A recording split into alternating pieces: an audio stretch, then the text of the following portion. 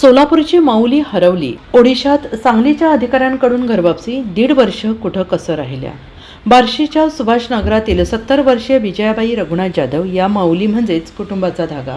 पण 1.5 वर्षांपूर्वी त्या घरातून निघाल्या आणि परत कधीच दिसल्या नाही. त्यांच्या पावलांचे आवाज थांबले, पण त्यांची आठवण मात्र घरभर दररोज फिरत राहिली.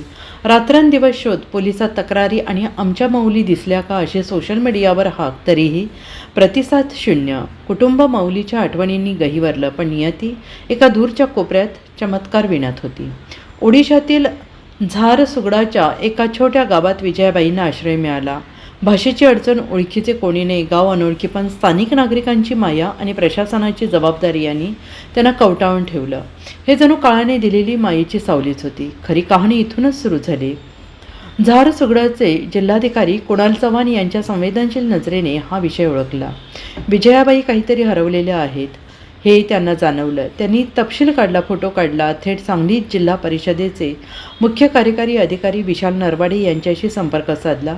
नरवाडे यांनी क्षणाचाही विलंब न करता सोशल मीडियावर विजयाबाईंचे फोटो आणि माहिती प्रसारित केली आणि मग एक पोस्ट, एक क्षण, एक स्क्रीन आणि बार्शीतील कुटुंबाच्या अंगावर शहारा. अरे, ही तर आमची माऊली. अश्रूंची धार वाहू लागली. खराच जणू आनंदी वातावरणानं आज चाहूल दिली. सांगली जिल्हा परिषदेचे मुख्य कार्यकारी अधिकाऱ्यांच्या माध्यमातून ओडिसा येथून एका वृद्ध आजीबाईला सुखरूपपणे महाराष्ट्रात आणण्यात आलं आहे.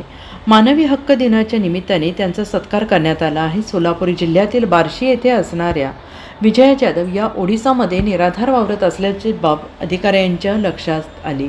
त्यांनी सांगली जिल्हा परिषदेचे मुख्य कार्यकारी अधिकारी विशाल नरवाडे यांच्याशी संपर्क साधला. त्यानंतर नरवाडे यांनी प्रशासनाच्या माध्यमातून वृद्ध विजयाबाई साळुंखे यांना सुखरूपपणे महाराष्ट्रात आणलं असून त्यांना त्यांच्या कुटुंबियांच्यात पाठवण्यात येणार आहे.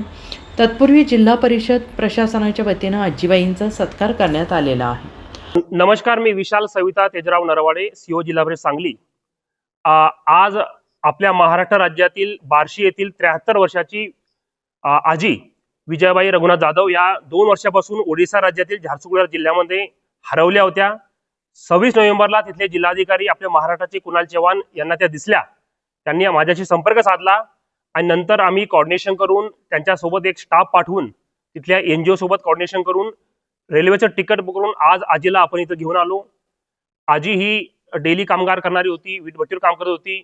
चुकून कोणीतरी त्यांना तिकडे घेऊन गेलं. त्यांच्याकडे कोणतंही आय कार्ड नव्हतं, मोबाईल क्रमांक नव्हता, त्यांच्या घरचे संपर्क होऊ शकत नव्हता. आम्ही त्यांचा व्हिडिओ बनवून सामाजिक माध्यम आणि इतर मीडियाचा वापर करून त्यांच्या सहकार्यातून त्यांच्या घरापर्यंत पोहोचू शकलो. आणि आज 10 डिसेंबर मानव अधिकार दिवस खरोखर साजरा होईल असं मला वाटतं. आज बार्शीला आपण त्यांच्या कुटुंबाच्याला सुपूर्द करतोय. एक प्रशासन अधिकारी म्हणून आम्हाला हे अतिशय समाधान देणारं काम आहे.